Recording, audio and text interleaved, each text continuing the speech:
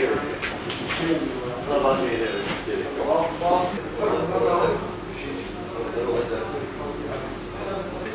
Müftülüğümüzün özel kalemiydi. Ha, 29 Mayıs tarihi itibariyle ve Cuma namazı ile biz artık cemaatle namaza, ibadetlerimizi cemaatle yapmaya yeniden başladık ama buyurduğunuz gibi 2 vakitle sınırlı bu. Diğer vakitlerde camilerimiz yine açık. Halkımız gelip bireysel olarak namazlarını eda edebiliyorlar. Tabii bu başlangıç aşaması idi. İnşallah en yakın zamanda, belki önümüzdeki hafta ya da bir sonraki hafta, yakın dönemde, en kısa sürede diğer 3 vakitte cemaatle ibadete ne olacak? Devam edilecek inşallah. Geçen hafta İstanbul'umuzda yaklaşık 3500 camide, iç ve dış mekanlarında namaz kılındı. Bunun yanı sıra bazı açık alanlarda da, spor sahası ve benzeri, park ve benzeri alanlarda da namaz kılındı. Bu süreci sağlıklı atlatabildiğimiz takdirde inşallah nasip olursa diğer aşamalarda kademeli bir şekilde hayata tatbik edilecektir. Yani uygulamaya geçilecektir. Tabii şimdi şadırvanlarda falan daha yakın temaslar oluyor. Bunu engelleme adına vatandaşımız da zaten bu konuda bilinçlendi. Yani mesela çok böyle bir sorun olarak bize şu an gelmiyor bu husus. Vatandaşımız abdestini alıyor, geliyor. Belki böyle ferdi, bireysel bazı problemler yaşanabiliyor. Ama bu yaklaşık 3 aydır verilen bir mücadele var. Bu mücadelenin sağladığı kazanımların bir anda böyle elden kaçırılması olmaması gereken bir şey. Bu hassasiyeti, duyarlılığı bir süre daha devam ettirmemiz kaçınılmaz gözüküyor. Burada böyle bu tarz istismarların olmaması için şimdi camilerimizde, merkezi ezan sisteminden yararlanan camilerimizde cihazlarımızın elektrik şebekesiyle irtibatı ezandan 5 dakika önce sağlanıyor. Yani tabiri caizse fişe 5 dakika öncesinde cihaz bağlanıyor elektriğe. Ezan-ı şerif bittikten hemen sonra da ne yapılıyor? Elektrikle cihazın irtibatı kesiliyor. Bu şekilde bir tedbir almaya çalışıyoruz, gayret ediyoruz. Başkanlığımız personeli her dönemde olduğu gibi aslında bu dönemde çok aktifti, alandaydı. Ama maalesef hani bazı böyle herhalde bilinmemeye bağlı olarak olumsuz değerlendirmelerde bulunulduğuna şahitlik ettik. Şunu ben açıkça ifade edeyim. İstanbul özelinde bizim personelimizin 1/3'ü aktif olarak sahadaydı. Ve aktif sahada derken bu anlık böyle muvakkat bir defalığına sahada olmayı kastetmiyorum. Bu 3 aylık süre içerisinde yaklaşık 2000 personelimiz vefa destek grupları bünyesinde çalıştılar. 1000 personelimiz oluşabilecek, kaymakamlıklarda oluşabilecek ani personel ihtiyacını temin etme ya da yürütülecek herhangi bir çalışmada hızlı bir şekilde organize olmayı temin etmek amacıyla yaklaşık 1000 arkadaşımız orada, her ilçemizde 25 kişi yaklaşık olarak aktif olarak bulundu. Onun dışında vefa destek gruplarının sunmuş olduğu bu hizmeti tabii halkımızla iletişimi sağlayan bir ekip var. 112 acilde bu iletişim hattında görev yapan yaklaşık 150 arkadaşımız oldu bu süre içerisinde. Sabah 9, akşam 9 mesaisi şeklinde çalışan arkadaşlarımız.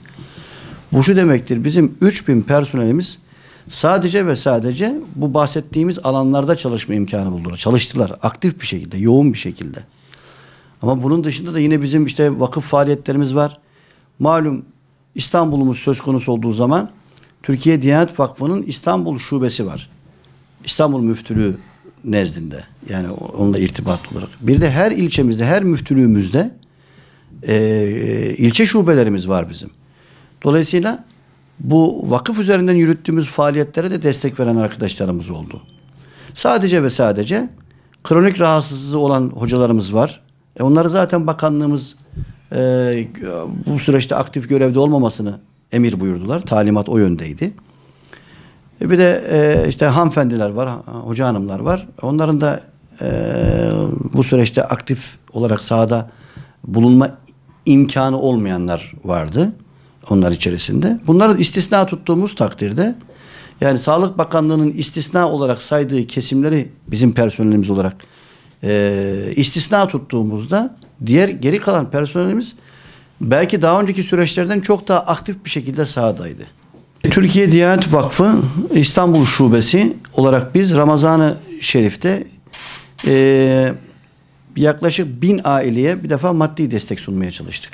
İlçelerimiz üzerinden, ilçe müftülüklerimiz üzerinden ve imam hatiplerimiz, müezzinlerimiz, hocalarımız üzerinden o bölgede böyle ihtiyaç sahibi olan vatandaşlarımızın tespiti ve bu vatandaşlarımızın niye ihtiyaç duyduğunun tespitini yapmaya çalıştık.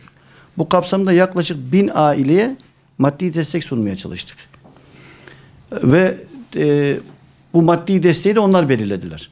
Onu da ifade edeyim. Rakam zikretmekte de herhangi bir sakınca olmasa gerektir. Yani 500 lira olmak üzere 1000 aileye Türkiye Diyanet Vakfı sadece İstanbul Şubesi olarak bu süreçte destek sunmaya çalıştık.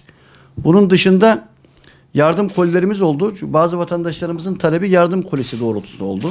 Nakit değil de. Bu kapsamda yaklaşık 2000 aileye biz İstanbul Şubesi olarak koli desteğinde bulunmaya çalıştık. Koli olarak, gıda kolisi olarak yardım ulaştırdık. Diğer şubelerle beraber, İstanbul ilçe şubeleriyle beraber değerlendirdiğimiz zaman yaklaşık 4000 üzerinde 5000'e yakın bir aileye bu noktada ne yaptı? Gıda kolisiyle yardım ulaştırma imkanı bulduk. Onun dışında çocuklarımıza dönük, hele bu süreçte sokağa çıkamayan gençlerimize dönük onlara bayram öncesi bir hediye çeki sunma şeklinde bir çalışmamız oldu. Yani ben bu rakamları zikrederken de şu yanlış anlaşılmasın, hani böyle yaptık ettiğin ötesinde vatandaşımız bilsin diye bu açıklamayı yapıyoruz yani o noktada. Hamdolsun, şükrolsun toplumumuzda böyle hamiyet sahibi arkadaşlarımız var, vatandaşlarımız var. Biz vakıf olarak ihtiyaçları belirliyoruz. Bu ihtiyaçları nasıl karşılayabiliriz diye böyle hamiyet sahibi, infak sahibi dostlarımıza, yakınlarımıza, arkadaşlarımıza, çevremize bunu arz ediyoruz. Oradan oluşan kaynağı ihtiyaç sahipleriyle buluşturmaya çabalıyoruz. Yani bir böyle takvim tayin etme durumunda değiliz şu an. Bunu zaten başkanlığımız buna çalışıyor, Diyanet İşleri Başkanlığı. Ama ben şunu söyleyebilirim. Yaz Kur'an kursları olacaktır. Belki süresi biraz daha dar olacak bunun bu sene. Ve mümkün mertebe tatilin en son dönemlerinde olacaktır diye düşünüyorum. Yani bu benim biraz da kişisel değerlendirmem. Yapılan çalışmalardan elde ettiğim sonuçlar. Tabii bunun ne zaman olacağı, ne kadar süreyle olacağı, ne zaman başlayıp ne zaman biteceği ve içeriğinin nasıl olacağı artık başkanlığımız tarafından belirlenecektir. Ama mutlaka olacak diye düşünüyoruz.